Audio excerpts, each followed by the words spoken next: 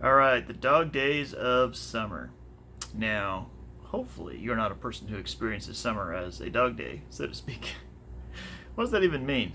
A dog day? Does that mean you're laying around the heat swatting at flies? I'm not quite sure. But, how the term originated. But the idea, of course, I think, of the dog days of summer is kind of, it's hot and dry. It's not that pleasant to be outside. Things are kind of perhaps a little bit repetitious. And it's kind of a hot, dry boredom, I think, is how I would describe it, probably, as being the dog days of summer. Back when I was a kid growing up, the dog days of summer, I would say, would kind of take place after wheat harvest was over in, June, early July. And then, from there on out, some of the worst work had been done, if you will, in terms of, like, maybe we weren't walking wheat fields pulling weeds anymore, but there was perhaps still, beans to be picked, perhaps in the garden, or tomatoes to be picked. Um, and I don't know that I hated summer as a kid. I think it was we had fun. We went swimming and stuff like that.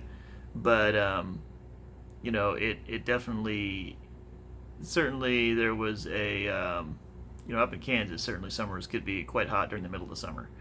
Now here in Texas, summers tend to actually last longer than they do in Kansas, so we get hotter longer, generally speaking. And so the opportunities for that sort of dog day feeling to settle in is pretty substantial here. It's kind of interesting. I know of some people, I think, or at least I'm thinking of one person in particular who, kind of hates winter. And they find it to be depressing and annoying, and they much prefer summer and the heat and all that stuff to the short, low light days of winter and, the seasonal, what is it called? Seasonal affective disorder or something like that. Um, so anyway, so I yes, I do like winter. Probably can be a little bit, maybe slightly emotionally wearing for me. I do like more sun, more daylight, and that kind of thing. But I would I would venture, especially here in Texas, right, where heat is where heat is in plenty and cool weather is actually more the shortage of what we have at times. I would say probably that summertime is actually the more difficult time for me, just emotionally as a season, probably than what winter is. And summertime it can be kind of a it can be a bit of a grind. It can be kind of the weather is it's every time you go outside you're sweating and it's hot. And I still spend time outdoors because I want to play pickleball, I want to do my walks and all that stuff.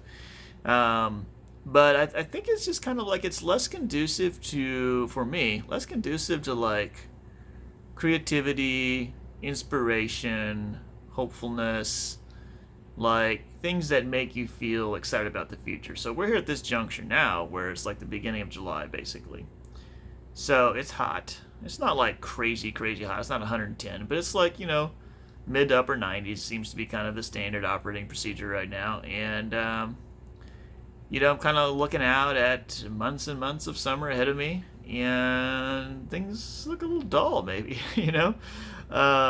Now, of course, there are ways to spice life up, and I may need to find some of those ways to spice life up because um, yeah, I think I'm feeling a little seasonal affective disorder, if you will. Disorder sounds so serious, but anyway, we'll see what ways I can find to be refreshed in God and have fun with family. We are going to be going to we're going to be going on a vacation, so to speak, spend time with family in Pennsylvania. So that should be cooler weather up there, hopefully, and maybe that will provide a little bit of creative inspiration for me as well to get away from things here a bit, get out of the kind of regular work routine, and get up there and spend some time with some different people and some different weather, some different scenery, and kind of enjoy that. So hopefully that will help, and I will feel less of the quote sad scenario, the seasonal affective disorder.